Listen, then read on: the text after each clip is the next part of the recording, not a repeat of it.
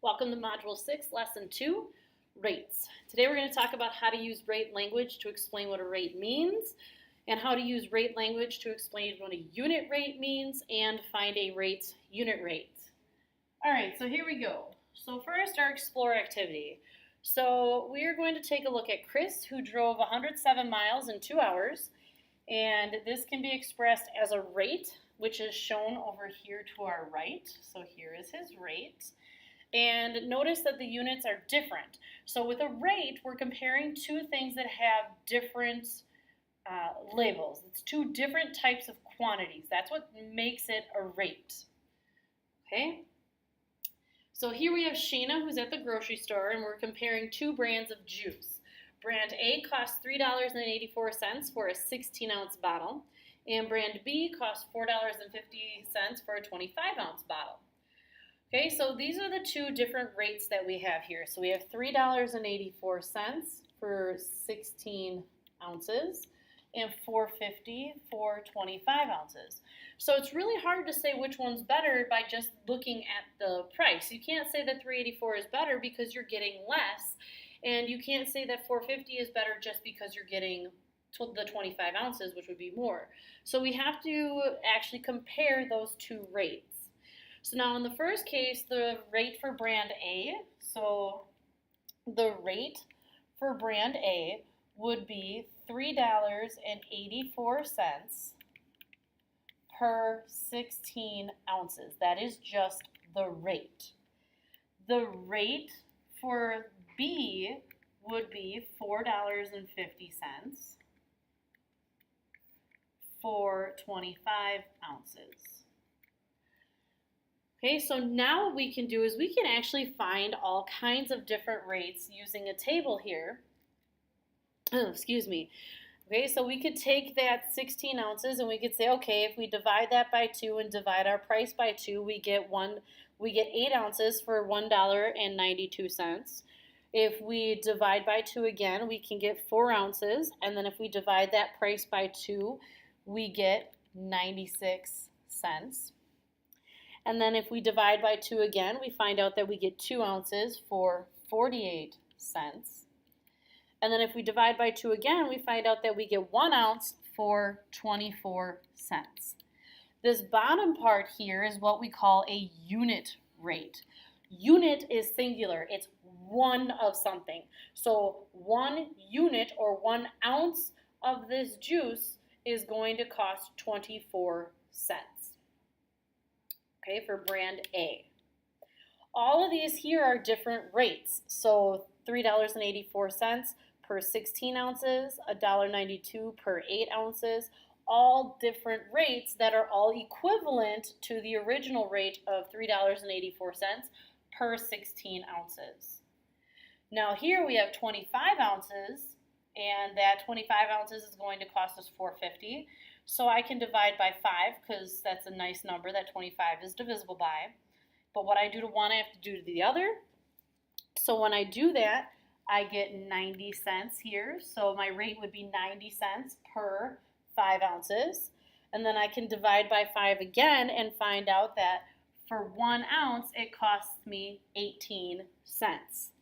So for brand A, it cost me 24 cents per ounce, but for brand B, it cost me 18 cents per ounce. So in this case, brand B would be the better buy because, so brand B is the better buy because I get more per, or I shouldn't say I get more, I pay less per ounce. Okay, so when I look at this, I find out that I only pay 18 cents for 1 ounce, whereas with brand A, I pay 24 cents for 1 ounce. So even though this is less overall, this gives me more for my money. All right, so describe another method where we can compare costs. Honestly, we're going to go ahead and skip this one because right now we're really just going to focus on those rates and unit rates. All right, so here we go. So calculating unit rates. So first we're going to look at Gerald, who pays $90 for 6 yoga classes, and we want to know what is his cost per class. Okay, so the first thing we're going to do is we're going to use the information from the problem that he has $90 for 6 yoga classes. So 4 in this case is kind of like per.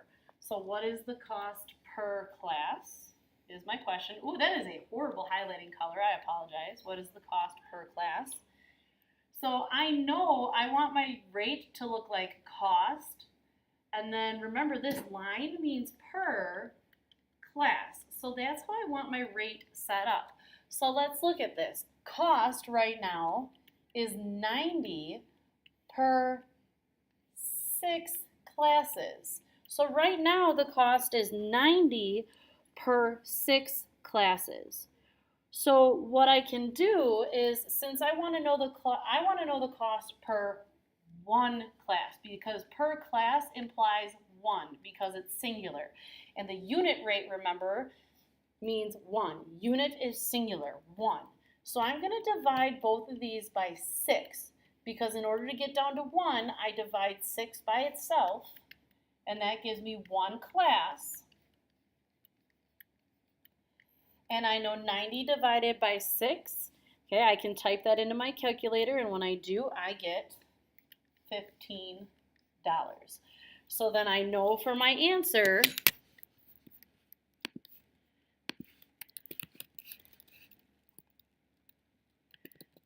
Gerald's yoga classes are $15 per class. Okay, let's try another one. The cost of 2 cartons of milk is $5.50, and we want to know what is the unit price. Unit price. In this case, the to-do word is unit. Unit tells us that we want to know the price for 1. Okay, that word unit always implies 1. So unit price.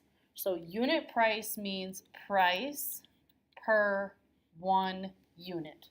So right now my price is $5.50, so I set it up as what I know, so $5.50 for 2 cartons. And then I divide. I'm going to divide both of them by 2 because I have to get down to 1. So in this case, I get $2.75, excuse me, for 1 carton. So my answer in this one would be the unit price is $2.75 per carton.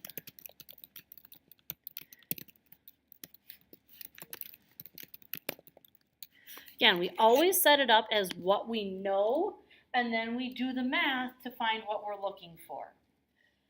So a cruise ship travels 20 miles in 50 minutes. How far does the ship travel per minute? Okay, so how far does the ship travel per minute? So travel per minute.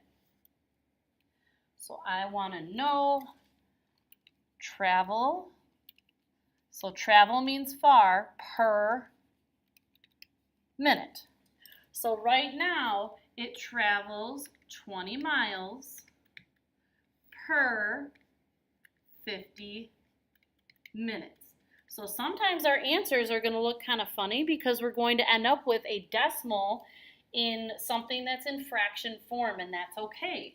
Because I have to do 50 divided by 50, no equal sign there, I apologize, and then I end up doing 20 divided by 50. And I know that looks funny, but that is okay. You have to get it out of your head that the bigger is divided by the smaller. That's not how it works. So I do 20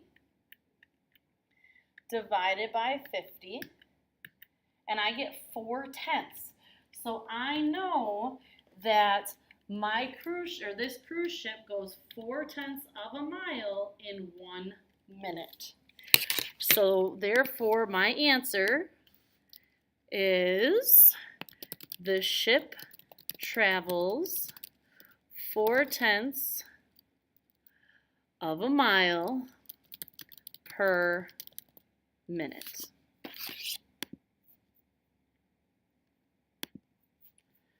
Okay, as always, when you're looking for the unit rate, you're always looking to get that unit down to 1. You're looking to get that denominator down to 1. And whenever you're doing that, you're always dividing the number by itself. And then what you do to the bottom, you have to do to the top. Because the unit rate is always finding something per 1. So when you're looking at this, there's definitely different ways of representing the information that we're given here. So if you look at this tape diagram that we have, we're going to look at Gerald's classes. So if you look at his classes, we have these, it's $90. And here's 6 yoga classes. And it's $90 for the 6 yoga classes. So honestly, if I were to do this, I would actually draw it a little bit differently. But here, I know that if there's 6 yoga classes, all of it is going to be $90. Well, then I know that if I'm going to divvy it up evenly, I have to take that 90 and divide it by 6. So then each single box has to be worth 15. So each one of these classes has to be $15.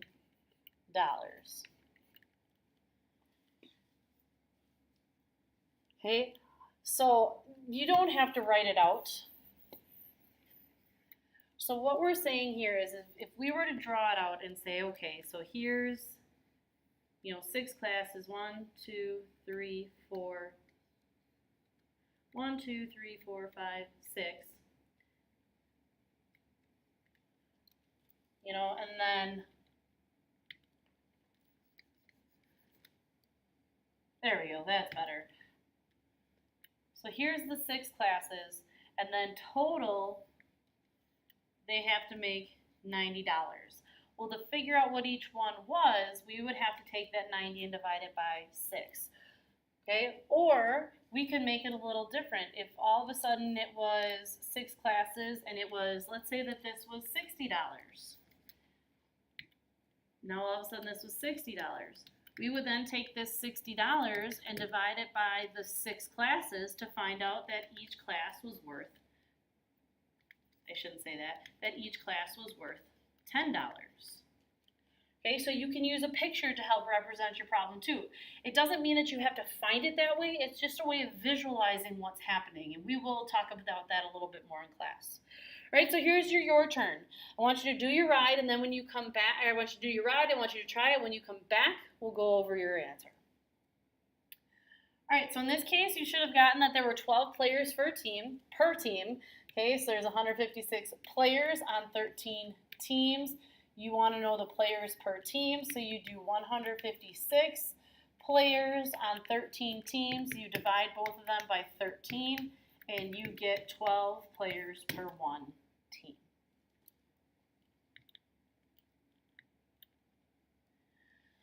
All right, so next we are looking at, problem solving with unit rates. So now we're going to find the unit rate and then use it.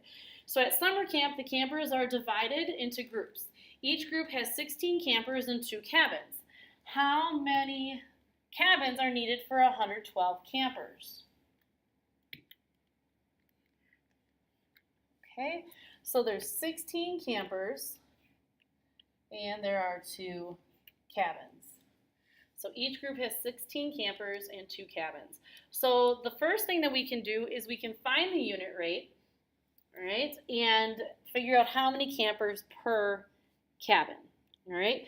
So we can say here is our ratio. Our rate is 16 campers per 2 cabins. And then I can figure out what that is. So I can say, okay, well, there's 8 campers per 1 cabin. Since I know that I have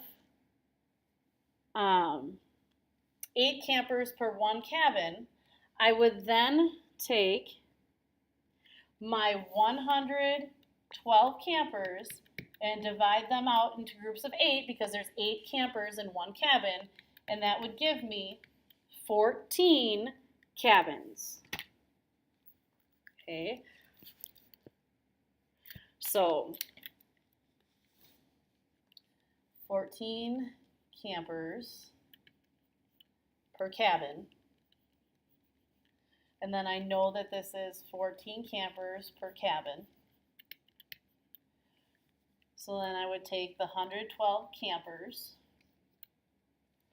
And maybe here, let me erase this. I want to break this down a little bit better. I would take my 112 total campers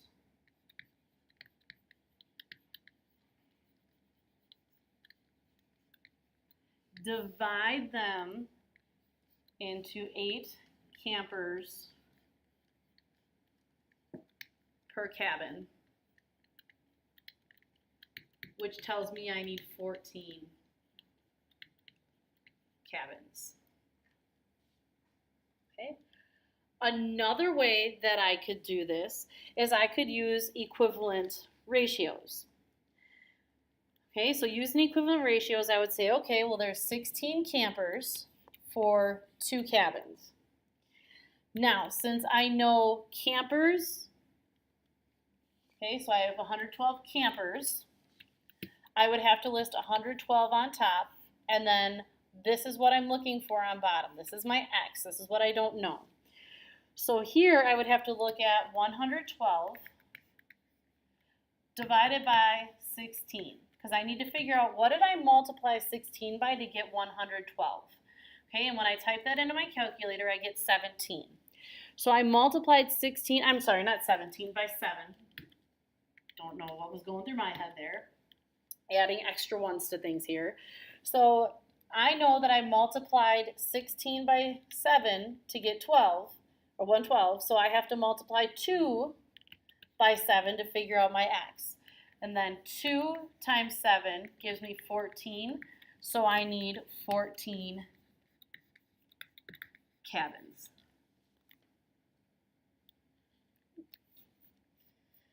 Okay. Either of these methods will work. I will be asking you to use both in class, so that way you get practice with both, but then when it comes down to using it to solve problems, it is up to you. All right, so Petra jogs 3 miles in 27 minutes. At this rate, how long would it take her to jog 5 miles? Show your work. So go ahead, do your ride, find your answer, and when you come back, we'll check your answer. All right, so you should have found that if Petra jogs 3 miles in 27 minutes, that at this rate, it will take her 45 minutes to run 5 miles. For this one personally, I like to figure out that how much her pace is, so 27 minutes for 3 miles. So if I divide both of these by 3,